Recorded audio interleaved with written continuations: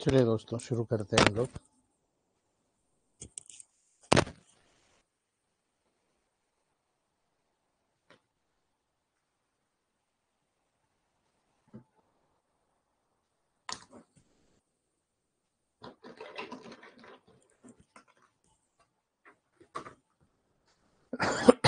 चलिए दोस्तों, आज हम बात करेंगे, बहुत अच्छा टॉपिक रहने वाला है। स्किन कैंसर की बात करते हैं और कल से हम लोग हमारे सेंट्रल नर्वस सिस्टम की डिसीजेस लेंगे। जो बाकी की स्किन डिसीज बची है, एक एक करके हम लोग बीच में लेते जाएंगे और उसको कंप्लीट करेंगे। लेकिन मेन चीज होती है, हमारा नर्वस सिस्टम शुरू हो चुका है। आज हम लोग डिजनरेशन के बारे में पढ़ेंगे कि आप कैसे उसको रीजनरेट करा सकते हो और उसका महत्व समझेंगे दोस्तों। और दूसरी बात, डेली के अनुसार आज की टिप्स है दोस्तों। जब आप ऐसे पेशेंट को देखते हो वो जो दूसरे की चिंता ज्यादा करता है ना, अत्यधिक चिंता और देखभाल करता है दोस्तों, है ना। याद रखना, हम लोग कभी कभी कहते हैं कि यार ये दिखावा कर रहा है, ये हमारी इतनी केयर कब से करने लगा, है ना। ओवरकम का अर्थ होता है दोस्तों, दूसरों की जरूरत से ज्यादा चिंता करना, है ना। उसे अपने नियंत्रण करने की कोशिश करना, अपने आदर्शों को उस पर थोपने की कोशिश करना, या जरूरत से ज्यादा जिम्मेदारी लेना। आप देखते हो बहुत सारे लोग ऐसे ही होते हैं, है ना। वो यही चाहते हैं कि मैं हर व्यक्ति पर डोमिनेंसी करूं। घर में आपको एक आधा व्यक्ति ऐसा मिल ही जाएगा, है ना, जो ये चाहता है कि मैं सबको डोमिनेट करूं और डोमिनेंसी मेरी रहे, बाकी सब मेरे अंडर में काम करे, है ना। मेंटल स्ट्रेस, थकान रिश्तों में समस्या पैदा कर सकता है दोस्तों। और यही आज के समय में समाज में पारिवारिक लेवल पर सबसे ज्यादा ये स्थिति आ रही है कि ऐसा व्यक्ति मानसिक तनाव में चला जाता है, थकान महसूस करता है और रिश्तों में समस्याएं पैदा कर देता है ना। डॉक्टर एडवर्ड बेच ने अपनी बेच फ्लावर रेमेडी में क्लियरली बताया है कि ओवर केयर की स्थिति को दोस्तों यहाँ पर वेलफेयर ऑफ अदर्स के रूप में देखा जाता है, अर्थात उसके रूप में परिभाषित किया जाता है दोस्तों, है ना। 5 उन्होंने रेमेडीज बताई है। पहली होती है चिकोरी। चिकोरी का मतलब होता है दोस्तों कि अपने प्रियजनों पर बहुत अधिक अगर नियंत्रण रखते हैं, उससे बहुत ज्यादा प्रेम करते हैं और याद रखना उसके ध्यान की अपेक्षा करते हैं आप, है ना। वो क्या चाहता है उससे मतलब नहीं, आप क्या चाहते हो उससे आपको मतलब होता है ना। वो दूसरों की देखभाल करने में जरूरत से ज्यादा दखल देते हैं दोस्तों, है ना। बदले में प्यार और मान्यता की जो उम्मीद करते हैं वो नहीं मिल पाता उनको, है ना। याद रखना, यदि उन्हें वो प्रेम और ध्यान नहीं मिलता है तो वो दुखी हो जाते हैं, इम्बैलेंस हो जाते हैं और ये बहुत डेंजरस कंडीशन होती है दोस्तों, है ना। लाभ, इससे लाभ क्या होता है दोस्तों, यह व्यक्ति को बिना शर्त प्रेम करने और दूसरों के स्वतंत्रता देने में मदद करता है। अर्थात ऐसे व्यक्ति को चिकुरी देना चाहिए।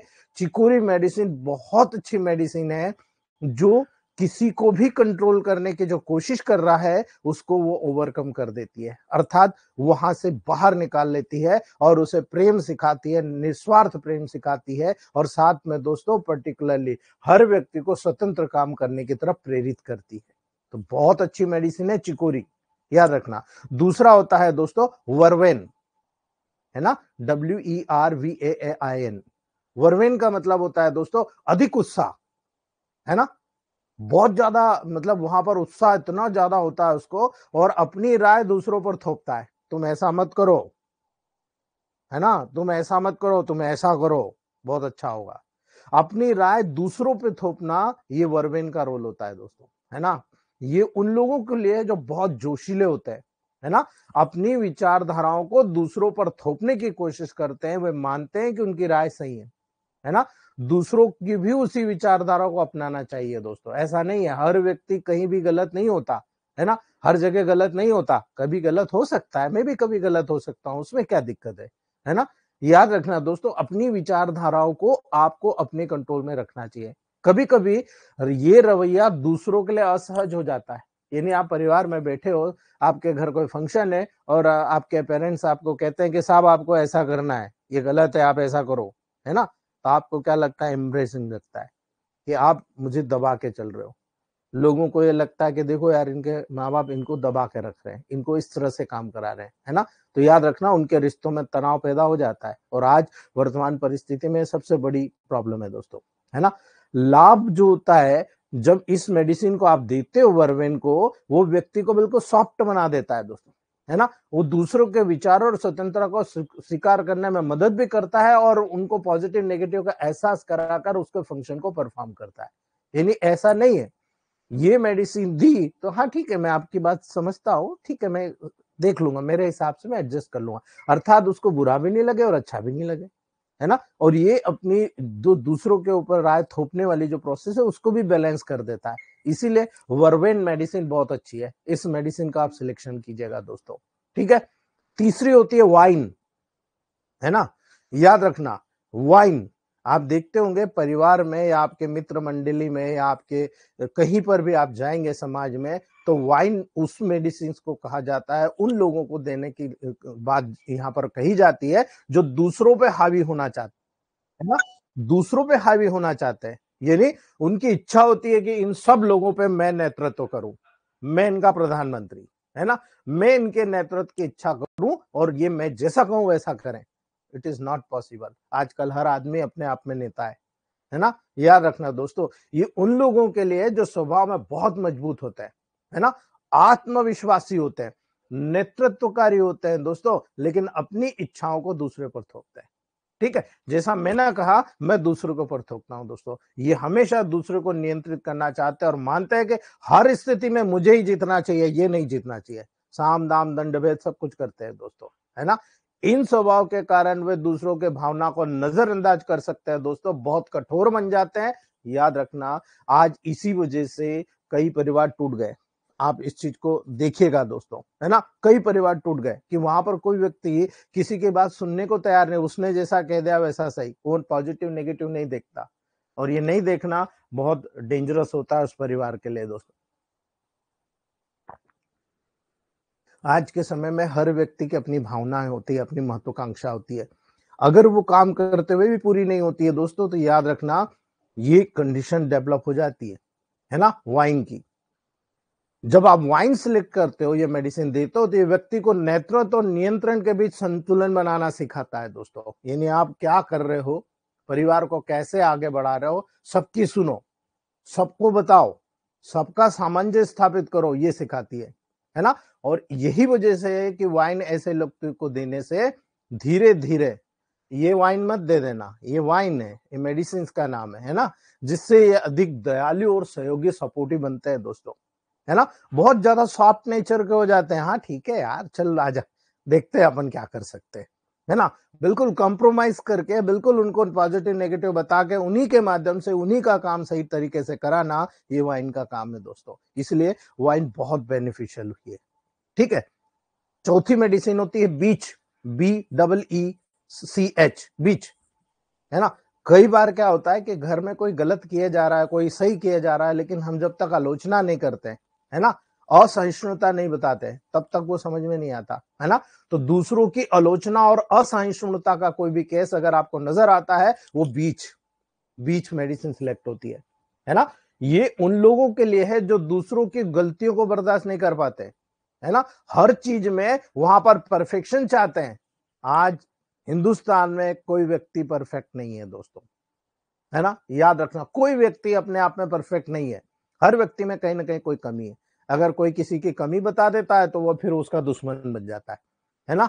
ये आज के समय सबको हो रहा है दोस्तों, इसीलिए वे अक्सर दूसरों की आलोचना करते हैं दोस्तों, उन्हें कठोर शब्दों में सुधारने की कोशिश करते हैं, है ना। उनका यह रवैया दूसरों के लिए असहज बन जाता है और वो इस कंडीशन में उससे जो रिलेशनशिप होती है, चाहे किसी प्रकार की हो, उससे रिश्तों में दूरी बन जाती है दोस्तों। और आज आप देख रहे हो सबसे ज्यादा यही कंडीशन डेवलप हो रही है। इसीलिए वो व्यक्ति को दूसरे के प्रति अगर टॉलरेंट बनाना है, समझदार बनाना है दोस्तों, तो आपको बीच का प्रयोग करना है ना। बीच रेमेडी उनको बैलेंस कर देती है ना, उनको बिल्कुल समझदार इंटेलिजेंट बना देती है दोस्तों, ठीक है। इसलिए बहुत इंपॉर्टेंट रोल अदा करती है, ठीक है।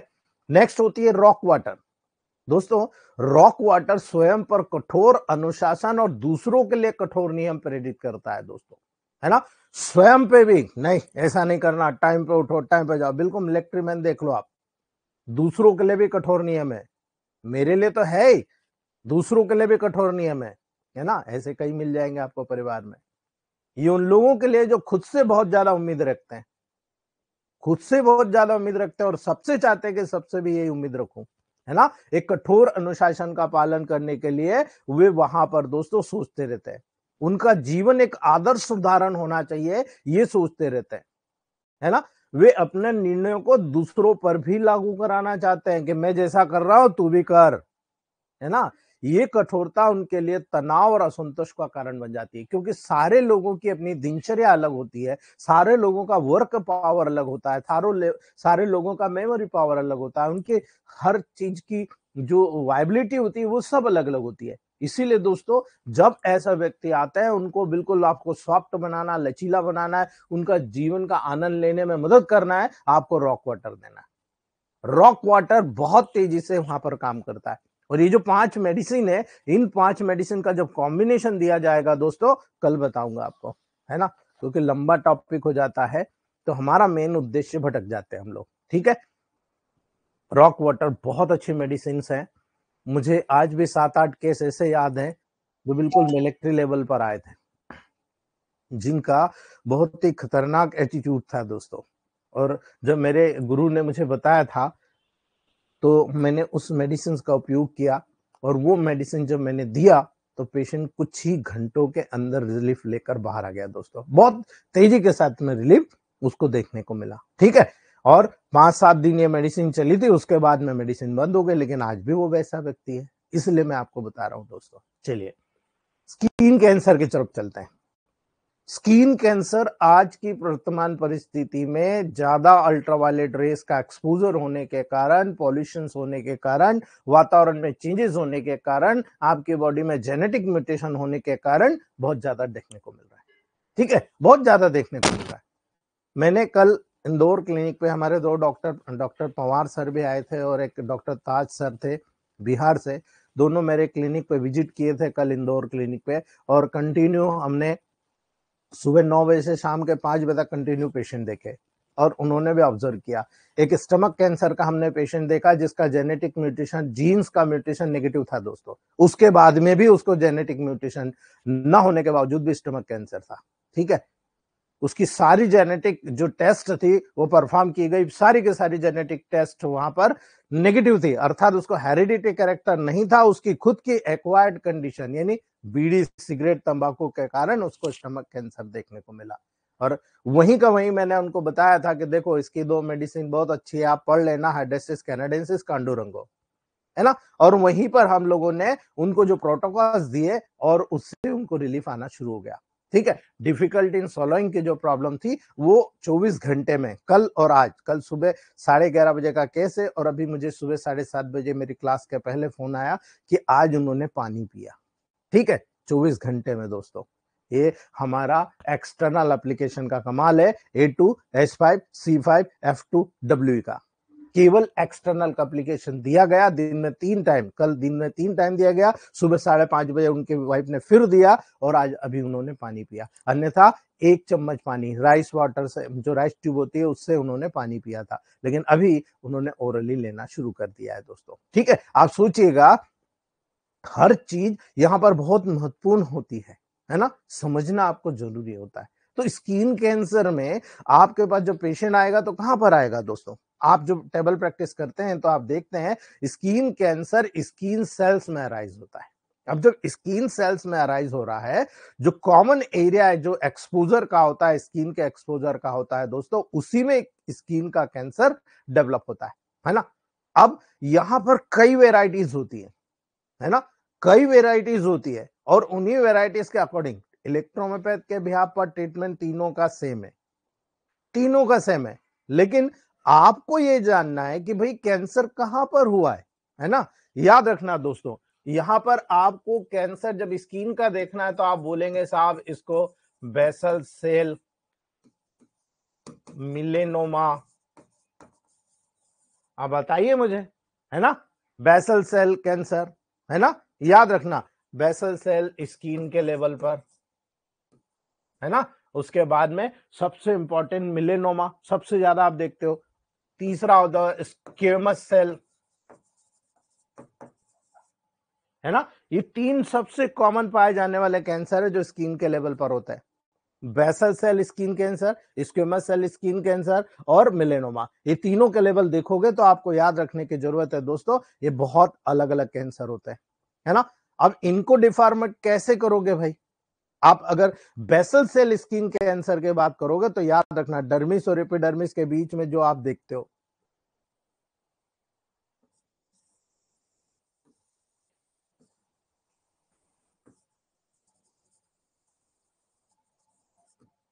याद रख लेना दोस्तों, क्लियर कट इंडिकेशन दे रहा हूं मैं आपको, थोड़ा सा इधर थोड़ा सा उधर। डर्मिस और एपिडर्मिस की जो बेसल सेल्स होती है, उस बेसल सेल्स के लेवल पर जब कैंसर डेवलप होता है, it is called basal cell skin cancer.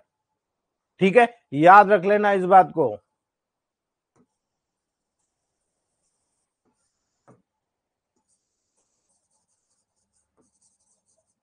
That is squamous cell cancer.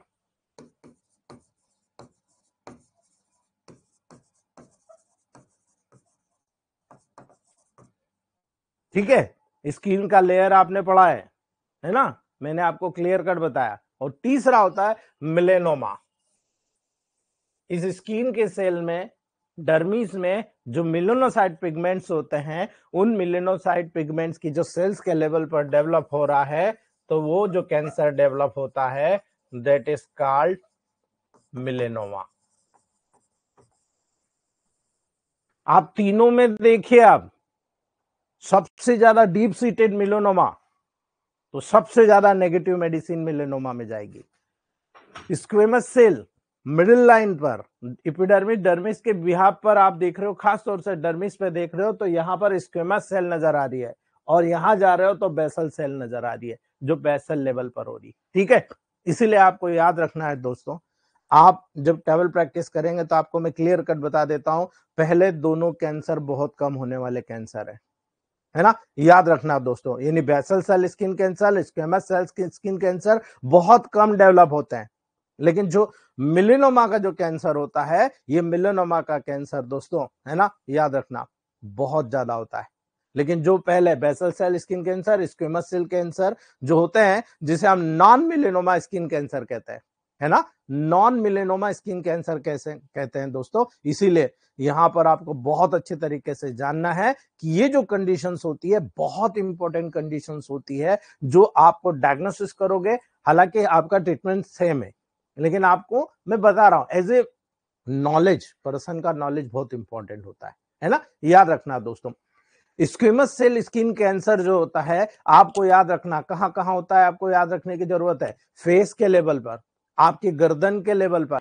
इस प्रकार का जो कैंसर होता है ऐसे एरियाज में होता है जो डायरेक्टली सन के एक्सपोजर में होते हैं, है ना। याद रखना जो डायरेक्टली सन के एक्सपोजर में होते हैं दोस्तों, जैसे नेक, है ना, फेस, बहुत इंपॉर्टेंटली आपको समझने की जरूरत है ना। याद रखना दोस्तों, जो बेसमेंट मेम्ब्रेन के लेवल पर होगा basal cell skin cancer, melanocyte के लेवल पर होगा मिलेनोमा, है ना। याद रखना दोस्तों, जब ये डेवलप होता है तो बेसल सेल स्किन कैंसर में क्या होता है, स्क्वेमस स्किन सेल कैंसर में क्या होता है, मिलेनोमा के लेवल पर क्या होता है, केवल दो दो लाइन में समझ लीजिए, बहुत बड़ा है दोस्तों, है ना, कहाँ हमें इतना ज्यादा, बहुत मुश्किल है है ना, समझ नहीं पाएंगे, हमारा टाइम भी वेस्ट होगा। जब आप बेसल सेल स्किन कैंसर के जाओ पे जाओगे तो आपको याद रखना है इस प्रकार का कैंसर बहुत ही स्लोली ग्रो करता है ना, याद रखना बहुत स्लोली ग्रोथ करेगा, आसपास के जितने भी टिश्यूज होंगे दोस्तों उस टिश्यूज को डैमेज करेगा, याद रखना आसपास के टिश्यूज को डैमेज करेगा, और ये डिस्टेंट कारण में भी, है ना, याद रखना दोस्तों, डिस्टेंट कारण मतलब अगर आप कॉजेज देखोगे तो आसपास के एरिया में फैलेगा, है ना, डिस्टेंट एरिया में कॉज के रूप में स्प्रेड करता है दोस्तों, और ये कंडीशन बहुत खतरनाक होती है, और इस कंडीशन में लाइफ थ्रेटनिंग होती है 80%, 80%, ये बहुत ही लाइफ थ्रेटनिंग, यानी आया और 80% लोगों को ले गया, लाइफ थ्रेटनिंग होती है दोस्तों, है ना, याद रखना दोस्तों, नॉन मेलेनोमा स्किन कैंसर के लेवल में ये 80% अकेला बेसल सेल कार्सिनोमा होता है दोस्तों, आपको याद रखने की जरूरत है ना, यानी नॉन, अभी एक मेलेनोमा मैंने बताया ये रेयर कैंसर है बेसल सेल,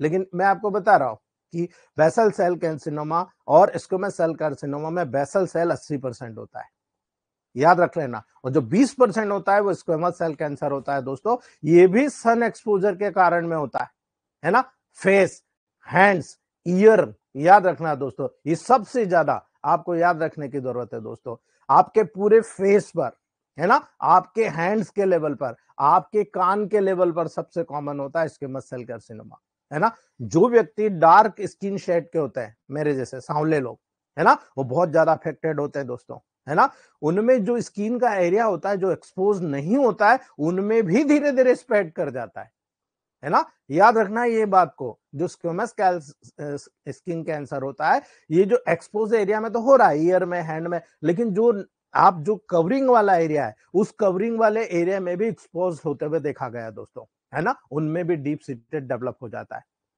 20% मोस्ट कॉमन होता है दोस्तों, है ना, याद रखना ये नॉन मेलेनोमा स्किन कैंसर में 20% होता है, बेसल सेल कार्सिनोमा और squamous cell carcinoma rarely result in death, यानी इसके कारण आदमी तड़पता रहेगा लेकिन मरेगा नहीं दोस्तों, याद रखना, तड़पता रहेगा, प्रॉब्लम्स क्रिएट करता रहेगा लेकिन मरेगा नहीं, लंबा समय जीता है दोस्तों, याद रखना, ये प्रोग्नोसिस है इसकी, लेकिन पूरा शरीर गल जाता है ना, पूरा शरीर वहां पर गल जाता है, रेयरली रिजल्ट इन डेथ, वहां पर डेथ में रेयरली रिजल्ट करता है दोस्तों, इसलिए याद रखने की जरूरत है, जब आप टेबल प्रैक्टिस करेंगे तो आपको ये बहुत अच्छी तरीके से समझना है, लेकिन जो मेन आज आपको देखने को मिल रहा है वो होता है मेलेनोमा स्किन कैंसर, मोस्ट, याद रखना दोस्तों, मोस्ट एग्रीगेशन डेवलप होता है इसमें, एक बार डेवलप होगा ना तो एग्रावेट करता है पूरी बॉडी में, एक कैंसर बॉडी के किसी भी पार्ट पर डेवलप हो जाता है और किसी भी मेलानोसाइट सेल्स में डेवलप होता है जो स्किन को नॉर्मल कलर प्रदान करती है दोस्तों, है ना, ये इसके अलावा बेनाइन मोल्स के रूप में भी डेवलप होता है, छोटे छोटे मोल्स आपको पूरी बॉडी में डेवलप हो जाएंगे दोस्तों, है ना, जैसे वर्ड्स होते हैं ना ऐसे मोल लाल लाल लाल लाल धब्बे आपको पूरी बॉडी में हो जाएंगे, और बाद में ये आपको स्किन कैंसर में कन्वर्ट हो जाता है दोस्तों, है ना, ज्यादातर फेस पर, चेस्ट लेवल पर, आपके बैक साइड मेन के लेवल पर, है ना, वुमन में ज्यादातर लोअर लेग्स में देखने को मिलता है दोस्तों, बहुत ज्यादा लोअर लेग जो थाई रीजन टकराता है ना उस एरिया में, है ना, मेलानोमास आसानी से क्योर हो जाते हैं, माइंड इट, मेलेनोमास आसानी से क्योर हो जाते हैं यदि अर्ली स्टेज में, फर्स्ट स्टेज के अंदर तुरंत डायग्नोस होकर इलेक्ट्रोमेपेथ डॉक्टर्स के पास आया जाए, ये मेरा पर्सनल अनुभव है, 2 केस आए, दोनों एक्यूट केस में आए, दोनों ठीक हुए, लेकिन क्रॉनिक केस वाले अभी भी ट्रीटमेंट चल रहा है ना, ये अर्ली डिटेक्टेड होते हैं दोस्तों, ये अगर अनट्रीटेड होते हैं दोस्तों तो बॉडी के किसी भी पार्ट में स्प्रेड हो जाता है, अर्थात प्राइमरी कैंसर का रूट आपका स्किन कैंसर है, लेकिन इसके बाद लंग्स में, लीवर में, आपकी बॉडी में कहीं पर भी ये माइग्रेट कर जाएंगे, और याद रखना दोस्तों ऐसा हुआ तो बहुत कॉम्प्लिकेटेड कंडीशंस डेवलप होती है, बिकॉज रेयरली यहां पर तुरंत डेथ भी हो जाती है कई बार, है ना, बिकॉज स्किन कैंसर हुआ, सड़ गया मैं तो पेशेंट गया, है ना, याद रखना, आउटब्रेक हो जाता है उसी समय, हार्ट अटैक आ जाता है, एंजाइटी, डिप्रेशन, बहुत सारी चीजें हो जाती है, याद रखना, मेलेनोमास इन तीनों स्किन कैंसर में एटलीस्ट सबसे ज्यादा फ्रीक्वेंट होता है, सबसे ज्यादा फैलने वाला कैंसर होता है मेलेनोमा दोस्तों, है ना, मैं हमेशा फॉरेन बुक्स पढ़ता रहता हूं, तो मैंने एक बुक पढ़ा, है ना, तो उसमें 2022 तक का ब्यौरा दिया गया था, है ना, 2012 में 2,32,000 लोगों को हुआ था पूरे वर्ल्ड में, है ना। जो नोन केस है, जो अननोन केस मर गए वो छोड़ दो, नोन केस 2,32,000 लोगों को हुआ था, है ना। और बढ़ गया 2022 में आते आते 5,98,000 लोगों को नोन नोन लेवल पर, ये मॉडर्न साइंस का आंकड़ा है जो कैंसर का एक पूरा ट्रस्ट ये लोग चला रहे हैं, उस ट्रस्ट में जो रिकॉग्नाइज हो गया वो रिकॉग्नाइज आंकड़ा बता रहा हूं दोस्तों। तो सोचिए अनरिकॉग्नाइज आंकड़ा भी तो एक आध लाख का होगा दोस्तों, है ना। अब हमारे जैसे डॉक्टर के पास अगर पेशेंट आ रहा है और वो मॉडर्न साइंस के पास डॉक्टर के नहीं पास गया, तो हमने कहा उसको रिसर्च को इंडिकेट कर दिया कि भाई ये कैंसर हुआ है ना। तो 5,98,000 का आंकड़ा 2022 तक का प्रस्तुत हुआ है दोस्तों, है ना। उसमें से 55,000 लोग विद इन 6 मंथ डेथ में चले गए, है ना। याद रखना दोस्तों इस बात को। और आपने देखा होगा ये सबसे ज्यादा इंडिया में नहीं पाया जाता, यूरोपियन कंट्रीज में पाया जाता, ऑस्ट्रेलिया, साउथ अफ्रीका, न्यूजीलैंड। याद रखना आप उनके जितने भी लोगों को दोगे वहां पर सबसे ज्यादा इनके केसेस देखने को मिल रहे हैं। ये 3-4 कंट्रीज में ही मान के चलो पूरे वर्ल्ड का 60% केसेस इन 4 कंट्रीज में देखने को मिल रहा है ना। अमेरिका में भी है। जब आप यहां पर कॉज देख रहे हो उसका, तो कॉज आपको एक ही चीज नजर आ, अल्ट्रावायलेट रेडिएशन, है ना। एक कंडीशन आप विटिलिगो की देख रहे हो, चोट लगा आपको सफेद दाग हो गया। एक वो कंडीशन जिसमें मेलानोसाइट पिगमेंटेशन नहीं बन रहे, लेकिन उसके लिए आपकी पूरी इंटरनल जो डेवलपमेंटल एक्टिविटीज है मेलानोसाइट की वो अफेक्टेड हो गए, ल्यूकोडर्मा जैसे केस में आप देखने को मिल रहा है ना। तो यहां पर आपको नजर आ रहा है स्किन कैंसर को कॉज अगर देख रहे हो तो अल्ट्रावायलेट रेडिएशन सन एक्सपोजर में हाई रिस्क प्रदान करता है स्किन कैंसर के लेवल को कॉज करने में, है ना। यही कारण है दोस्तों, यदि सन एक्सपोजर स्किन कैंसर को कॉज करता है, याद रखना दोस्तों, तो एक्सप्लेन नहीं करता कि क्यों हो रहा है दोस्तों। क्यों? क्योंकि ये स्किन पर ही डेवलप हो रहा है। जो स्किन डायरेक्टली सनलाइट में एक्सपोजर नहीं होती है वह भी कभी कभी यहां पर स्किन कैंसर में अफेक्टेड हो जाती है दोस्तों, है ना। तो बहुत सारे फैक्टर यहां कंट्रीब्यूट करते हैं। इसमें कंट्रीब्यूशन अगर स्किन कैंसर को डेवलपमेंट करने में कर रहे हैं तो बहुत सारी कॉस्मेटिक भी हो सकती है, बहुत सारे केमिकल्स भी हो सकते हैं, है ना। बहुत बार क्या होता है हम टाइट बैंडेजेस करते हैं, टाइट बांधते हैं, वो भी होता है। लेकिन जो कॉमन कंसिडरेशन होता है आपकी इम्यूनिटी पावर को लो कर, आपकी बॉडी जब इम्यूनिटी पावर लो हो जाती है तो आपकी बॉडी में बहुत सारी अबनॉर्मल ग्रोथ्स होती है ना। Smoking, tobacco, human papilloma virus infection आजकल बहुत कॉमन, स्किन टैक्स, है ना। याद रखना जो कि स्क्वेमस सेल कैंसर को चांसेस को 100% बढ़ाता है दोस्तों, है ना। आप किसी भी पेशेंट का ट्रीटमेंट करें ये चीज पूछ लीजिएगा, है ना। आयोनाइजिंग रेडिएशन भी स्किन कैंसर की कंडीशन को बढ़ाता है। मेरे एक दोस्त को मैंने खोया है ना। वो एमबीबीएस रेडियोलॉजिस्ट था दोस्तों, लेकिन वो उसको शौक था, वो खुद जाके एक्सरे करता था, वो खुद जाके सोनोग्राफी करता था, वो खुद जाके सीटी स्कैन करता था, एमआरआई करता था। उसको स्किन कैंसर डेवलप हुआ और उसकी डेथ हो गई। याद रखना दोस्तों, आयोनाइजिंग रेडिएशन जैसे कि एक्सरे भी स्किन कैंसर के चांसेस को बढ़ा देता है ना। लगातार आप अगर स्किन कैंसर के लेवल पर, वहां के रेडिएशन के लेवल पर आप आ रहे हो तो आप मान के चल रहे हो कि आपको स्किन कैंसर हो जाएगा दोस्तों। अल्ट्रावायलेट यूवी, है ना। याद रखना दोस्तों, जो लोग अल्ट्रावायलेट यूवी वहां पर टेनिंग बेड्स के रूप में उपयोग कर रहे हैं, है ना, उनमें स्किन कैंसर होने के स्किन की जो रिस्क होती है बहुत ज्यादा होती है दोस्तों, है ना। याद रखना दोस्तों, यहां पर आपको याद रखना है साइक्लोस्पोरिन ए, कैल्सिन्यूरिन इनहिबिटर, है ना, एजाथियोप्राइन, ये मॉडर्न साइंस की ड्रग्स है ना। ये इम्यूनोसप्रेसेंट के रूप में भी काम करती है जो रिस्क बढ़ा देती है स्किन कैंसर का। और यही कारण है, बहुत डेंजरस कंडीशन है दोस्तों। कुछ जेनेटिक सिंड्रोम होते हैं, है ना, जिसमें कंजेनाइटल मेलानोसाइट नेवी सिंड्रोम सबसे कॉमन होता है। जो बच्चा पैदा होके आता है उसी में उसको आप देखो चितकबरा बच्चा पैदा होके आता है ना। जगह जगह मेलानोसाइट हाइपर होता है, वो लेकर ही आता है जेनेटिक एब्नॉर्मलिटी, है ना। For skin history of sunburn, sunburn की हिस्ट्री, लगातार आप वहां धूप में सनबर्न महसूस कर रहे हो, है ना, लगातार सन का एक्सपोजर लंबे समय तक कर रहे हो, ये स्किन कैंसर को डेवलप करने का सबसे बड़ा कारण होता है दोस्तों, सबसे बड़ा कारण होता है ना। आप और मैं ज्यादातर धूप में जाते ही नहीं, इसीलिए देखो बोन से रिलेटेड डिसीजेस हो रही, हम जाते ही नहीं तो हमको हो रहा है। मोल्स के रूप में देखो, सनी कंडीशंस के रूप में देखो, वीकन इम्यून सिस्टम के रूप में देखो, हाई एटीट्यूड के लेवल पर देखो, आपका जो क्लाइमेट है वो क्लाइमेट डिस्टर्ब हो रहा है उसके लेवल पर जाकर देखो, आप एक्सपोजर देख रहे हो, रेडिएशन और अन्य जितने भी सब्सटेंसेस होते हैं जैसे आर्सेनिक हुआ, मर्क्यूरी हुआ, ये जो रेडिएशन करते हैं आपकी बॉडी बहुत वीक हो रही है दोस्तों, बहुत ज्यादा आपकी बॉडी में लीवर को डिटॉक्सिफिकेशन करना पड़ रहा है, और लीवर मेलानोसाइट स्टिमुलेटिंग फैक्टर को जनरेट करता है दोस्तों, है ना। इसीलिए जितने भी कैंसर का ट्रीटमेंट करना है आपको याद रखना है दोस्तों, वहां पर आपको लीवर का डिटॉक्सिफाई करना बहुत जरूरी है। आप लीवर और इंटेस्टाइन को प्यूरिफाई करना चालू कर दीजिए, गुड एंड बैड बैक्टीरिया को वहां बैलेंस कीजिए, लीवर को डिटॉक्सिफाई करिए। ये दो फैक्टर इतने इंपॉर्टेंट है कि इनको करने से आधा कैंसर गायब हो जाता बॉडी से। बाकी का फिर कैंसर किस पार्ट में उसके अकॉर्डिंग मेडिसिन कीजिए आप, है ना। याद रखना, जब सिम्टम देखेंगे तो पेनलेस रेज्ड एरिया आपको स्किन पर नजर आ रहा है, दर्द नहीं हो रहा लेकिन उभरा हुआ जैसे टैग्स होते हैं ऐसे काले काले एरिया, ब्राउनिश एरिया, है ना, पर्पलिश एरिया आपको नजर आ रहा है दोस्तों, है ना। क्यों हो रहा है भाई? क्योंकि यहां पर शाइनी अपीयरेंस होता है, ब्लड वेसल जो उसके ऊपर रन करती है वो बाहर की तरफ ऊपर की तरफ आती है तो शाइनी अपीयरेंस लेकर आती है दोस्तों। इसीलिए hard lump with scaling drupe आपको नजर आता है दोस्तों, टॉप जो होता है स्केली आपको नजर आता है ना। याद रखना, एक मोल जो चेंज हो जाता है, एक मोल यहां पर बदल जाता है स्किन कैंसर में। इसलिए साइज में, कलर में, है ना, इरेगुलर एजेस पाई जाएगी दोस्तों।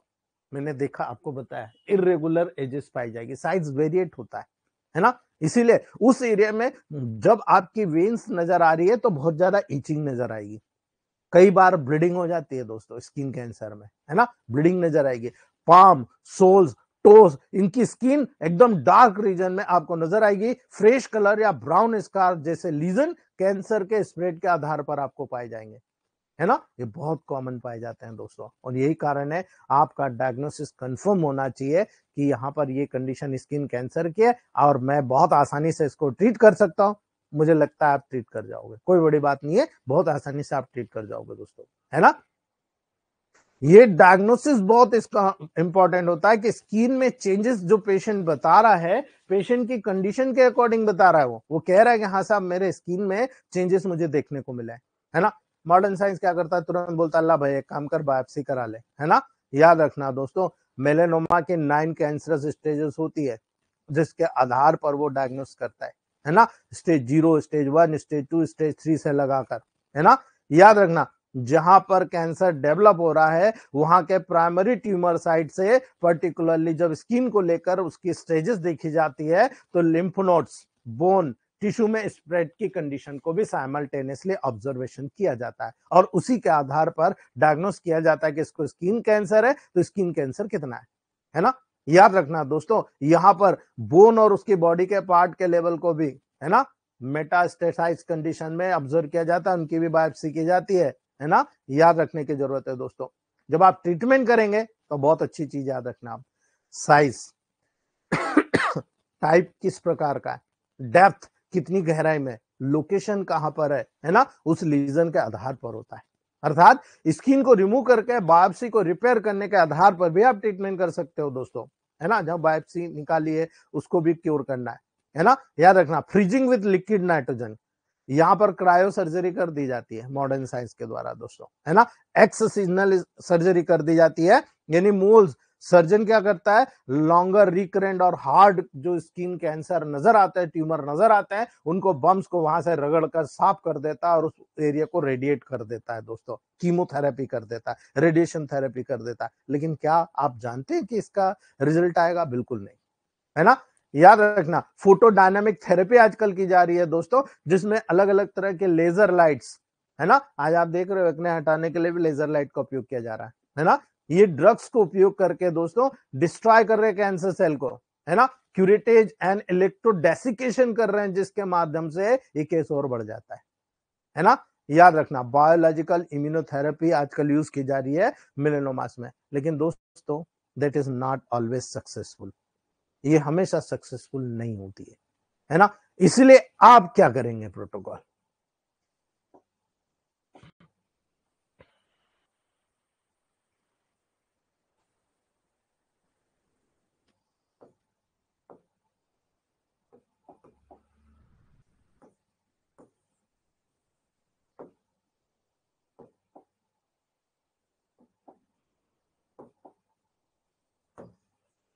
आप क्या प्रोटोकॉल सिलेक्ट करेंगे, कौन बता सकता है ना? याद रखना, मैं क्लियर कट इंडिकेशन दे रहा हूं आपको।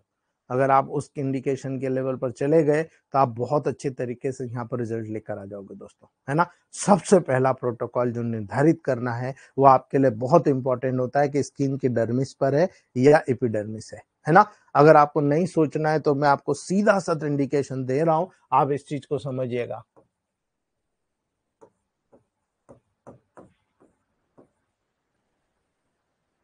याद रख लेना, S3, S5, C3 बहुत ही ब्यूटीफुल रिजल्ट आता है यदि L1G के साथ नेगेटिव में दिया जाता है।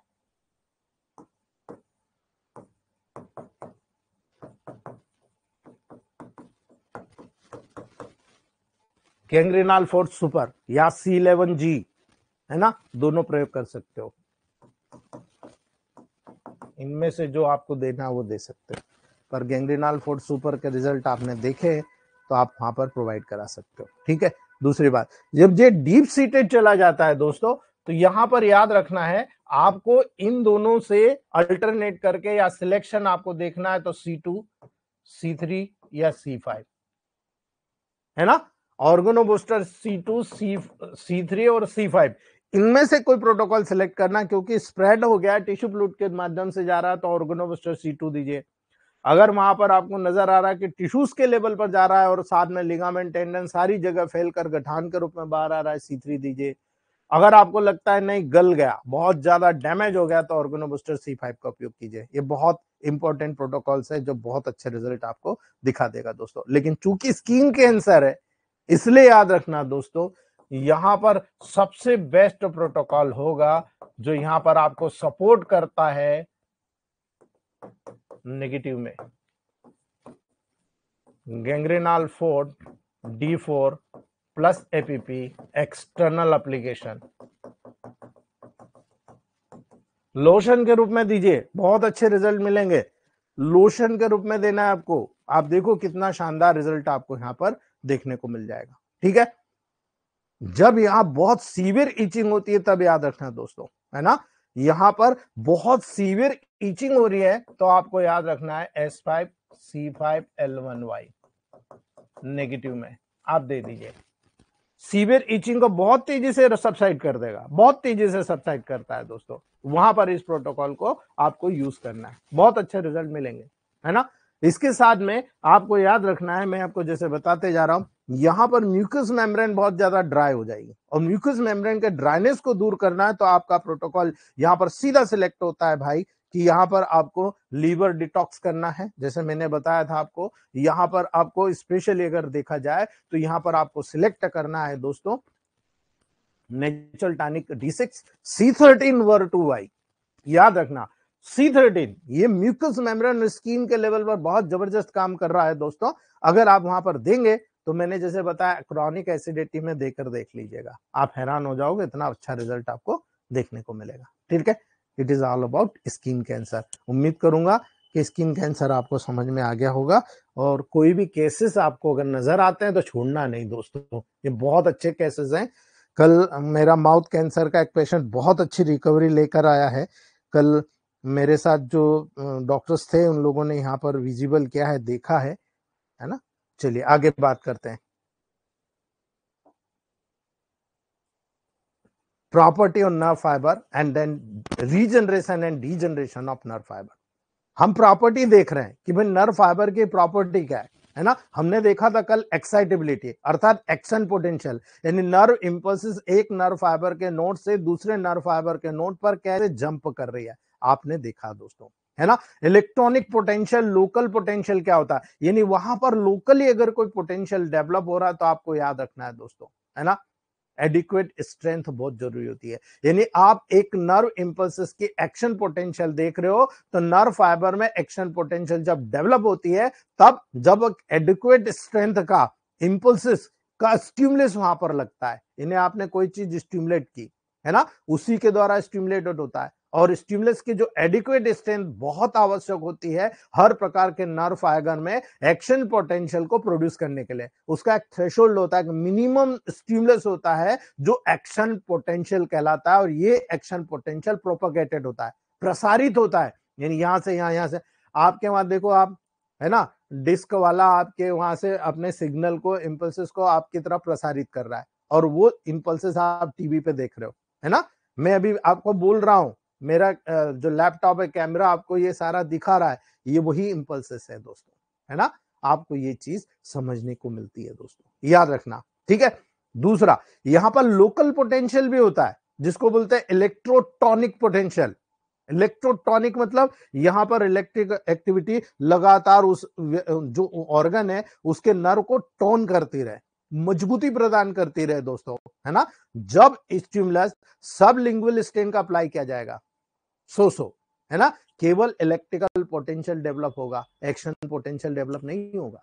याद रख लेना, लोकल एरिया में जब आप वहां पर कोई इंप्रूवमेंट को लगाएंगे तो वो लोकल लेवल पर काम करेगा, जनरल पे काम नहीं करेगा, एक जगह से दूसरी जगह एक्शन पोटेंशियल को डेवलप नहीं करेगा दोस्तों। इसीलिए इलेक्ट्रोटॉनिक पोटेंशियल नॉन प्रोपेगेटेड होता है, ये अप्रसारित होता है, वहीं के वही लोकल पार्ट के लेवल पर काम करता है। इसीलिए जब आप कंप्रेस करते हो तो आप थिंक करो, जब आपने कंप्रेस किया तो आपने लोकल पार्ट को स्टिमुलेट कर दिया, है ना। अगर आपने D4 या फर्स्ट डायल्यूशन में करा तो क्या होगा, समझना इस बात को। आपने D4 फर्स्ट डायल्यूशन में करा तो आपने क्या करा, उस लोकल एरिया में एक्शन पोटेंशियल जनरेट कर दिया। लेकिन अगर आप D5 D6 में चले गए तो आपने लगाया यहां, लेकिन पावर इतना ज्यादा है कि वो फैल गया, है ना। फैल गया तो उसने क्या करा, कंडक्टिविटी कर दी, यानी एक दूसरे को जोड़ दिया। ये तीसरा गुण होता है कंडक्टिविटी नर्व इंपल्सेस का, है ना। नर्व फाइबर्स एक दूसरे से कनेक्ट होते हैं कि नहीं होते। कंडक्टिविटी नर्व फाइबर की वो एबिलिटी होती है दोस्तों, जो स्टिमुलेशन के एरिया से अन्य एरिया के नर्व इंपल्सेस को ट्रांसमिट करना शुरू कर देती है। यानी यहां पर आपने एरिया जोड़ा है, वो दूसरे जगह पर जाकर वहां पर एरिया को जोड़ दिया दोस्तों, है ना। यानी एक एरिया से दूसरे एरिया में आपने नर्व की कंडक्टिविटी को जोड़ दिया। एक्शन पोटेंशियल नर्व इंपल्सेस के रूप में इन्हीं नर्व फाइबर के माध्यम से ट्रांसमिट होती है। सामान्यतः बॉडी में एक्शन पोटेंशियल केवल वन वे डायरेक्शन में वहां पर रन करता है, यानी नर्व फाइबर के माध्यम से ट्रांसमिट होता है। यहां से जनरेट हुआ, भाई मुझे कसरावत से इंदौर जाना है तो मैं वन वे जाऊंगा, है ना, सीधे वन वे, मुझे जो शॉर्ट लगेगा मैं वहां से जाऊंगा। ये आपका एक्शन पोटेंशियल होता है, इसको आप कंडक्टिविटी बोलते हैं। कंडक्ट कर रहा, अब भाई आपको दिख रहा है नर्व फाइबर, ये रोड है, ये नर्व फाइबर है, लेकिन जाना कहां से, मोटरसाइकिल से, कार से, बस से, किससे जाना है, कौन टाइम पे पहुंचाएगा, कौन पहले पहुंचाएगा, कौन बाद पे पहुंचाएगा, ये आपको निर्भर करना है ना। आपको ये निर्भर करना है। आप मोटरसाइकिल के पावर के लेवल पर जाओगे तो वैसे जाओगे, आप कार के पावर पे जाओगे तो वैसे जाओगे, बस के पावर पे जाओगे तो वैसे जाओगे दोस्तों, है ना। इसलिए याद रखना दोस्तों, जब आप एक्शन पोटेंशियल के कंडक्शन का मैकेनिज्म समझ गए तो दुनिया की ऐसी कोई ताकत नहीं है जो नर्व को आप रीजनरेट और रिपेयर नहीं कर पाओ, है ना। याद रखना, पहले डिपोलराइजेशन होता है, अर्थात नर्व फाइबर में स्टिमुलेशन के साइड पर सबसे पहले उत्पन्न होता है डिपोलराइजेशन। ये गया डिपोलराइजेशन, ये हो गया रिपोलराइजेशन, है ना। याद रखना, इसके कारण जो नेबरिंग एरिया होता है, पास का एरिया होता है, वहां पर डीपोलराइजेशन कॉज होता है दोस्तों, पास में भी। और इसी के कारण डीपोलराइजेशन में पूरा नर्व फाइबर में ट्रेवल होता है, पूरे नर्व फाइबर में वहां पर दोस्तों ट्रेवल करता है, और डीपोलराइजेशन के बाद इसीलिए रिपोलराइजेशन होता है ना। आपने ईसीजी देखा होगा ना, ईसीजी में क्या हो रहा है,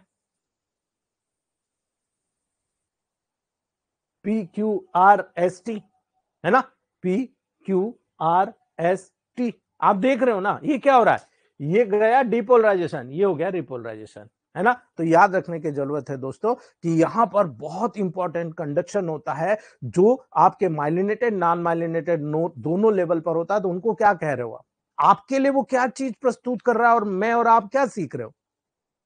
conduction through myelinated nerve fibre saltatory conduction कहलाता है। साल्ट जो होता है ना, याद रखना, साल्टेटरी कंडीशन। इसीलिए जो 12 शुसलर रेमेडी का साइंस में आपको पढ़ाने वाला हूं, वो इसी मैकेनिज्म पर आधारित है दोस्तों। जो साल्ट्स होते हैं हमारी बॉडी में, 12 टिश्यू साल्ट्स होते हैं, उनके जो डिफरेंसेस होते हैं, उनके कमियां ज्यादा हो जाए तो वहां पर जो प्रॉब्लम क्रिएट होती है उसको दूर करने के लिए हम इसका उपयोग करते हैं। साल्टेटरी कंडक्शन नर्व इंपल्सेस का वो कंडक्शन होता है, वो रूप होता है जिसमें इंपल्सेस एक नोड से दूसरे नोड में जंप करता है। ये साल्टेटरी कंडक्शन होता है, यहां से आए यहां, यहां से आए यहां, यानी आपने जो माइलिनेटेड नर्व फाइबर पे देखा, याद रखना दोस्तों, है ना। ये साल्टेटरी कंडक्शन का सिग्निफिकेंस क्या होता है, महत्व क्या होता है। साल्टेटिक कंडक्शन इंपल्सेस के फास्टर कंडक्शन के लिए रिस्पॉन्सिबल होता है दोस्तों, यानी तेजी से जाएगा। यही कारण है माइलिनेटेड नर्व फाइबर के माध्यम से होने वाले जितने भी इंपल्सेस का कंडक्शन होता है, नॉन माइलिनेटेड फाइबर के माध्यम से होने वाले कंडक्शन से 25 टाइम या ये कह लो 50 टाइम फास्टर होता है। मैडम ने एक ने किन्हीं ने क्वेश्चन किया था कि फाइबर कहां पाया जाता है, शॉर्ट फाइबर कहां पाया जाता है, लॉन्ग फाइबर कहां पाया जाता है ना। शॉर्ट और लॉन्ग फाइबर बहुत इंपॉर्टेंट रखिए, शॉर्ट फाइबर ब्रेन के लेवल पर, लॉन्ग फाइबर बॉडी के लेवल पर पाया जाता है। और याद रखिएगा यहाँ इंपॉर्टेंस उसका नहीं होता, इंपॉर्टेंस होता है माइलिनेटेड और नॉन माइलिनेटेड। माइलिनेटेड में फास्टर कंडक्शन होते हैं दोस्तों, जो 50 टाइम ज्यादा तेज होते हैं नॉन माइलिनेटेड फाइबर से। ऐसा इसलिए होता है क्योंकि एक्शन पोटेंशियल पूरे नर्व के माध्यम से एक नोड से दूसरे नोड से, नोड ऑफ रेनवेयर के माध्यम से बहुत आसानी से जंप करके ट्रेवल करता रहता है। एक नोड, दो नोड, तीन नोड, चार नोड, दोनों नोड ऑफ रेनवेयर से कनेक्ट होता है और इसीलिए वो बहुत तेजी के साथ वहां पर जंप करता है ना। ये जो साल्टेटिक कंडक्शन का मैकेनिज्म होता है दोस्तों, माइलिन शीथ के ऊपर आयंस को परमेबल नहीं करता है। याद रखना, आयंस को परमेबल नहीं करता, इसीलिए जो एक्स्ट्रा सेल्यूलर फ्लूइड्स होते हैं उससे सोडियम की एंट्री, याद रखना, उससे सोडियम की एंट्री नर्व फाइबर में केवल नोड ऑफ रेनवेयर से उत्पन्न होती है।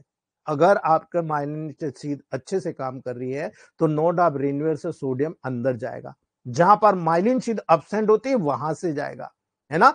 ये नोड में डीपोलराइजेशन को कॉज करता है और जो इंटर नोड में डीपोलराइजेशन नहीं करता है दोस्तों। इसीलिए डीपोलराइजेशन सक्सेसिव नोड्स में जो वहां बने हुए हैं सक्सेसिव नोड में लगातार होता है, इसीलिए एक्शन पोटेंशियल एक नोड से दूसरे नोड पर जंप करता रहता है। इसे हम साल्टेटरी कंडक्शन कहते हैं, यानी जंपिंग कंडक्शन कहते हैं, है ना।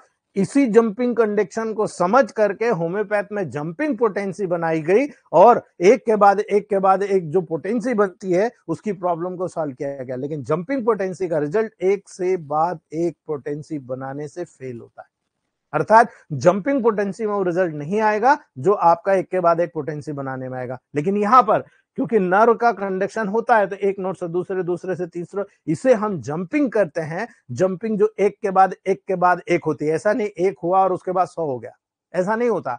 ऐसा जो करता है उसका रिजल्ट वेरिएट करता है दोस्तों, हर व्यक्ति में वेरिएट करेगा। इसलिए आपको ये समझने की जरूरत है जो मैं आपको बता रहा हूं दोस्तों। जब आप यहां पर रिफ्रैक्टिव पीरियड देखते हो, क्या लगातार यहां पर जंपिंग होती है ना। रिफ्रैक्टिव पीरियड वो पीरियड होता है जिसमें कोई भी नर्व पर किसी भी स्टिमुलस से कोई रिस्पांस नहीं होता, याद रखना, उसे रिफ्रैक्टिव पीरियड कहते हैं। अर्थात आप काम करते हो तो काम करने के बाद क्या 24 घंटे काम करते हो, थोड़ी बहुत रेस्ट करते हो ना, वैसे नर्व भी रेस्ट करता है, that is called refractive period. Nerve काम किया जब तक आपने करवाया, उसकी स्टेमिना थी जब तक कर दिया, फिर एकदम कुछ समय के लिए रिफ्रैक्टिव पीरियड में चला गया और फिर अपना काम करना शुरू कर दिया दोस्तों, है ना। ये पूरी प्रोसेस आपको यहां पर नजर आएगी, ठीक है। अब जब आप रिफ्रैक्टिव पीरियड की बात करते हो तो दो प्रकार के होते हैं, एब्सोल्युटली रिफ्रैक्टिव पीरियड और रिलेटिव रिफ्रैक्टिव पीरियड। यानी जो वास्तव में होता है कि भाई थक गया उसके कारण या किसी दूसरे प्रॉब्लम है ऑर्गन्स में और वो वहां पर पार्टिसिपेट नहीं कर रहा, लेकिन उसको ये नर्व कंडक्शन में पार्टिसिपेट करना था, वो रिलेटिव रिफ्रैक्टिव पीरियड कहलाता है। अर्थात एब्सोल्युटली रिफ्रैक्टिव पीरियड वो पीरियड होता है जिसके द्वारा नर्व किसी भी प्रकार के रिस्पांस को ही शो नहीं करती, किसी भी स्टिमुलस की स्ट्रेंथ किसी भी लेवल पर आ रही है, कितनी भी हो, उसको शो नहीं करती दोस्तों, है ना। वो एब्सोल्युटली रिफ्रैक्टिव पीरियड कहलाता है। थक गई, नर्वस हो गई, आप कुछ भी करा करो नहीं आएगा, पैरालिसिस जैसी कंडीशन में आप देख लो, है ना। याद रखना, रिलेटिव रिफ्रैक्टिव पीरियड ये वो पीरियड होता है जिसके दौरान नर्व फाइबर रिस्पॉन्स को शो तो करता है ना। यदि स्टिमुलस की स्ट्रेंथ मैक्सिमम लेवल तक इंक्रीज होती है तो, यानी जितना वहां पर थोड़ा थोड़ा आएगा तो कुछ नहीं होगा, एक मैक्सिमम लेवल पर जब रिस्पॉन्स आ रहा है तो आपको शो करता नजर आएगा, रिलेटिव रिफ्रैक्टिव पीरियड कहलाएगा दोस्तों। ये बहुत इंपॉर्टेंट चीजें हैं जो आपको टेबल प्रैक्टिस में देखने को मिली है दोस्तों, है ना।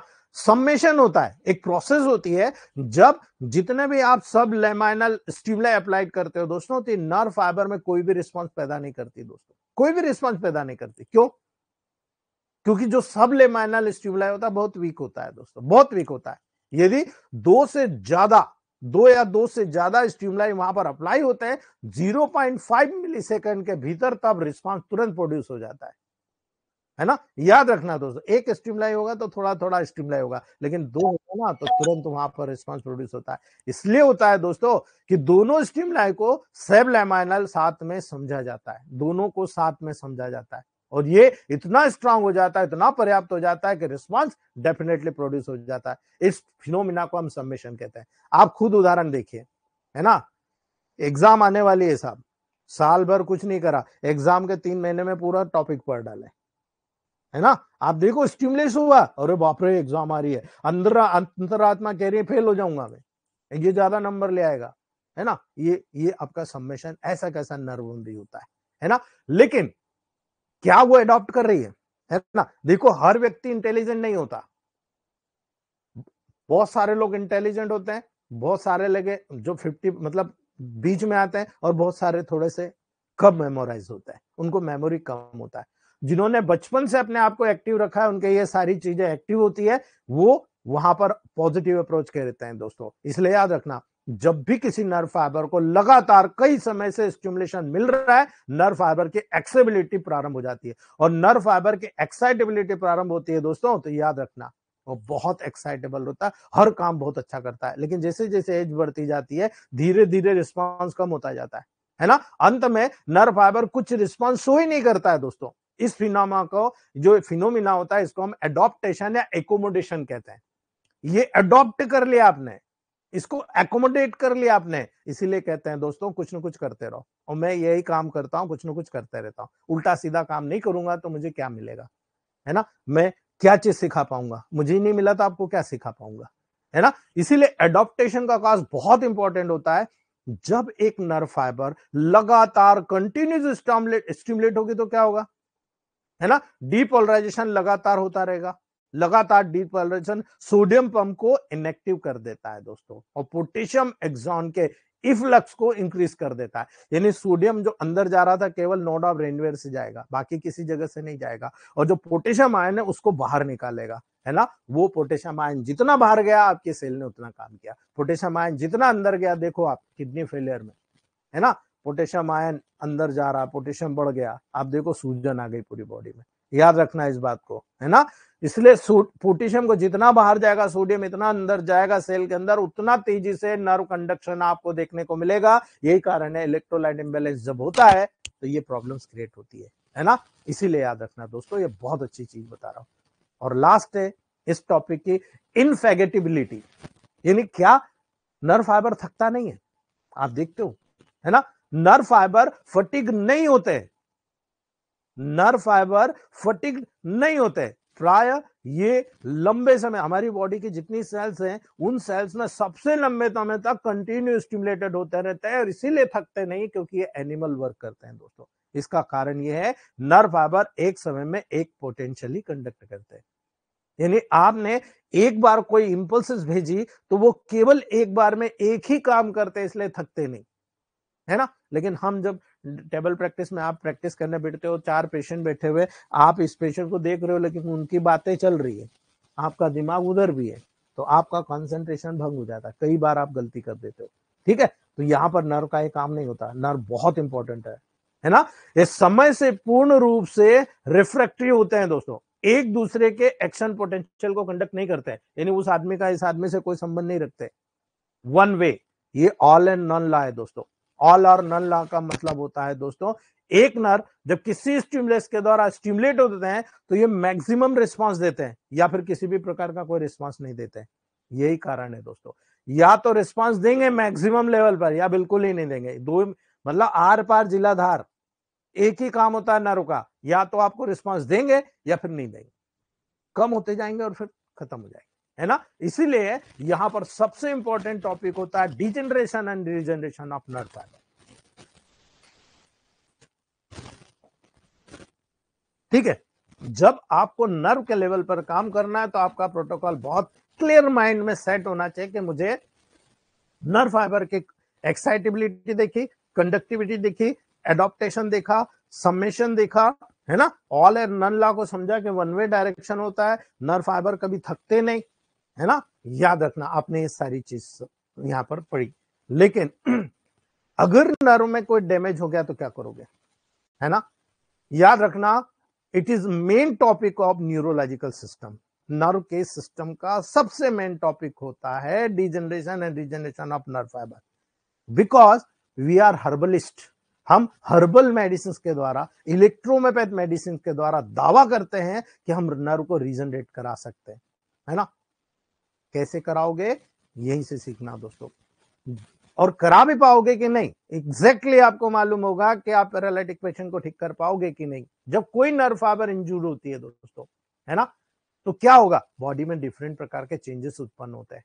Nerve fibre, nerve cell body में सभी चेंजेस को टुगेदर आपस में मिलाकर डिजनरेटिव चेंजेस कहलाता है। हमने अभी पढ़ा था सेल बॉडी या सोमा, हमने पढ़ा था आगे निकला एक्सॉन, बॉडी के लेवल से निकला डेंड्राइट्स, है ना, हमने ये पढ़ा था।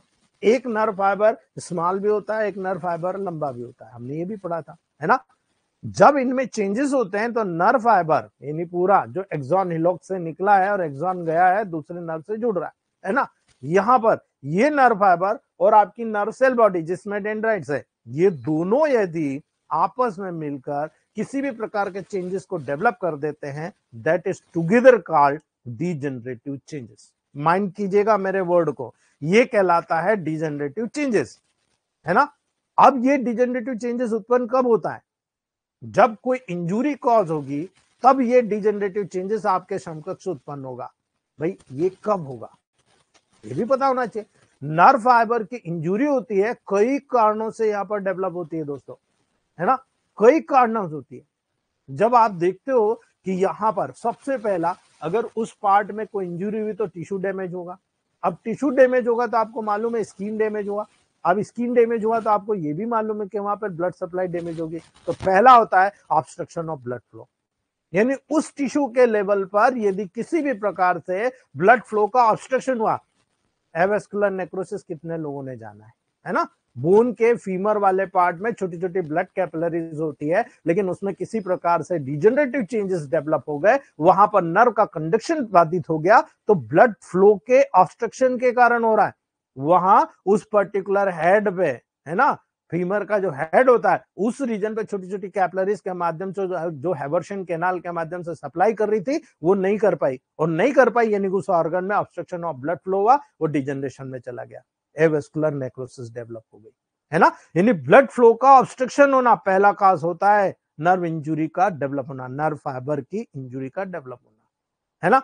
दूसरा, अगर local injection of toxic substances, आप उस पार्ट में कोई भी टॉक्सिक सब्सटेंसेस को इंजेक्ट कर दिए, आपने इंजेक्शन लगाया, वो पार्ट पूरा नीचे का लेग्स काम करना बंद कर दिया, उस नर्व के लेवल पर जो आपने टॉक्सिक सब्सटेंसेस दिया है, वो टॉक्सिक सब्सटेंसेस कहीं ना कहीं कोई बहुत बड़ा डैमेज क्रिएट कर गया, है ना, वो डैमेज क्रिएट कर गया। और ये डैमेज किस लेवल पर हुआ दोस्तों, ये डैमेज हुआ वहां पर नर्व के लेवल पर, है ना। यानी टॉक्सिक सब्सटेंसेस जो उस नर्व के लिए नहीं था, लेकिन आपने इंजेक्ट कर दिया उस नर्व के लेवल पर, तो local injection of toxic substances, ये दूसरा कारण। तीसरा, आप गए और अचानक आप मोटरसाइकिल से गिर गए, या कोई ने, आप चल रहे हो पैदल और किसी ने ठोक दिया, है ना, आपका पर्टिकुलर ऑर्गन का नर्व फाइबर क्रश हो गया, है ना, क्रशिंग ऑफ नर्व फाइबर, ये तीसरी नर्व इंजरी होती है दोस्तों, ठीक है। और चौथा जो होता है नर्व फाइबर का ट्रांजेक्शन, यानी नर्व फाइबर, आपका हाथी कट गया, आपका पर्टिकुलर ऊपर से नीचे गिरे, पीठ के बल गिरे, और वहां पर नर्व फाइबर आपका कट फट गया, ऐसा हो गया, आड़ा तिरछा हो गया, आगे पीछे हो गया, दूर हो गया, है ना, यानी उनके बीच में जो इंपल्सेस आ रही थी गई, खत्म हो गई, ट्रांजेक्शन ऑफ नर्व फाइबर, है ना। ये चार ऐसे महत्वपूर्ण मुद्दे होते हैं जो आपको समझने की जरूरत है, जो डिजनरेशन और रीजनरेशन ऑफ नर्व फाइबर के मास्टर रेमेडी के रूप में आप सिलेक्ट कर सकते हो दोस्तों, है ना।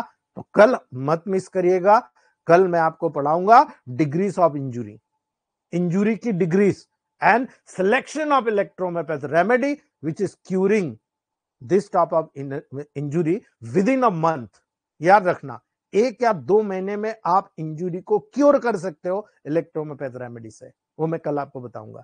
और जितनी भी मेडिसिन इंजुरी पे काम करती है इलेक्ट्रोमैपैथ में, वो भी मैं आपको बताऊंगा विथ प्लांट, ठीक है। तो कल चूकना मत, कोई क्वेश्चन है तो आप पूछ सकते हो दोस्तों।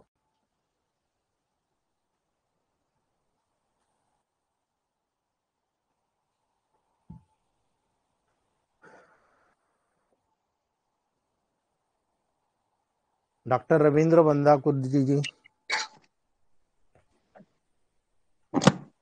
नमस्ते सर। नमस्ते कल रात फोन किया था ना सर। 8 तो हम आ सकते हैं सर आपके पास। सर। सैटरडे संडे को ही आइएगा, बाकी दिन कोई टाइम नहीं है मेरे पास, है ना। Saturday Sunday. और अभी सितंबर के फर्स्ट वीक में मेरा विजिट है महाराष्ट्र में, है ना। कहाँ इसलिए कहाँ- थोड़ा सोच समझ के आइएगा आप। फर्स्ट महाराष्ट्र में वीक कहाँ? मैं तुर्काबाद जाता हूँ और तुर्काबाद। पचोड़ा जाता हूँ, हाँ, है ना। वहाँ भी आ सकते हैं। आ सकते हो वहाँ भी। वहाँ का फोन नंबर क्या तो मिलेगा सर?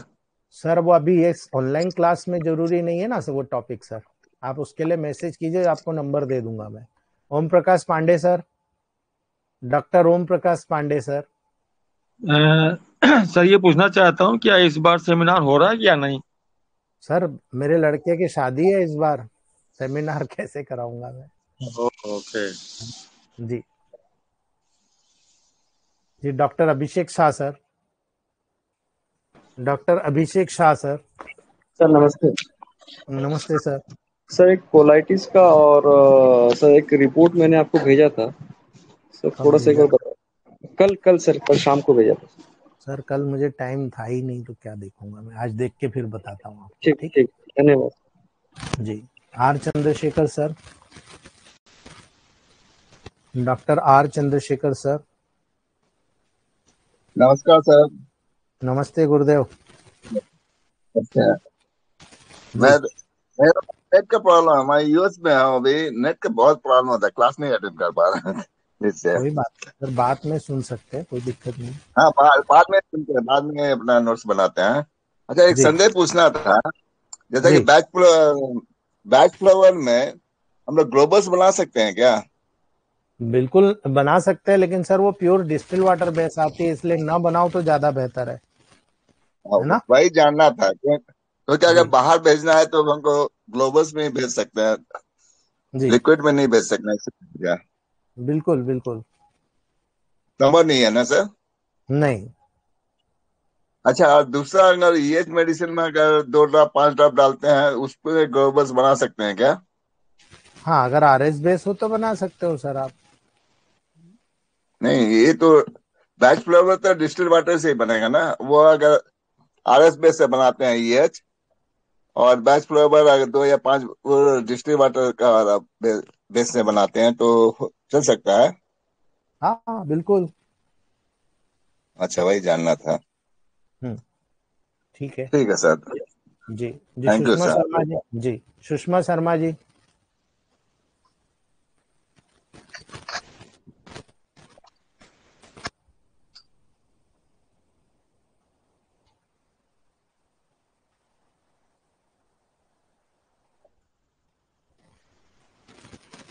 जी, Manoj Pawar sir, Manoj Pawar sir, Manoj Pawar sir, doctor Manoj Pawar sir.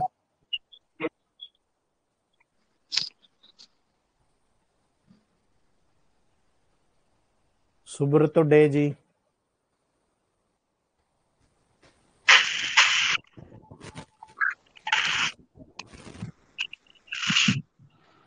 Hello. हाँ सर बोलिए। सुब्रत ने बोल रहा सर।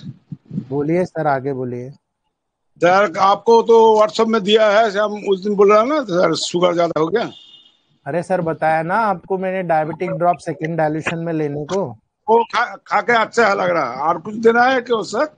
बस केवल वही चलाओ, वो है ना। चलेगा दिन में बिल्कुल। कितना? हम 4-5 टाइम चला रहा पहले पहले तो। 10 बार चला लो सर, क्या दिक्कत है उसमें, शुगर कम हो जाएगी, फिर आप 3 बार कर देना, है ना। हाँ, थैंक यू सर। ठीक है sir. Sushma Sushma Sharma ma'am. Sir एक बात पूछनी थी कि अगर हम जैसे ओल्ड होते हैं तो हमारा डिजेनरेशन नेचुरली होता है नर्व्स में, तो किसी भी एज में आप इसे रीजनरेट करा सकते हैं? और दूसरा क्वेश्चन ये, इफ वी वर्क, हम एक टाइम में एक काम करें तो क्या nerve will not get tired and fatigue? और मतलब बिल्कुल कभी अच्छी रहेगी? बिल्कुल आपकी लाइफ ज्यादा रहेगी। आप मल्टीविटामिन 1 और 2 को लेते रहिए, देखिए आप 3 से 4 महीने बाद, यदि आप एज अबव 45 है तो आप वहां पर S5 C5 SC6F1RE का जो आपका सेकेंड डाइल्यूशन है, ये आपके लीवर और किडनी का बैलेंस रखता है। ठीक है, ये डिटॉक्सिफिकेशन प्रोसेस को मजबूत करता है, नर्व का रीजनरेशन कराता है, नर्व के लिए जितना न्यूट्रिशन है वो आपकी बॉडी में डेवलप करता है, पहुंचाता है। और जो बचा synthesis second dilation plus WRE, ये बहुत तेजी से स्टिमुलेट करता है आपकी एनर्जी को। ठीक है, आप पूरे ऑर्गन्स के लेवल को स्टिमुलेट कर रहे हो, आप देखिए, लेकर देखिए, फिर मुझे बताइए आप।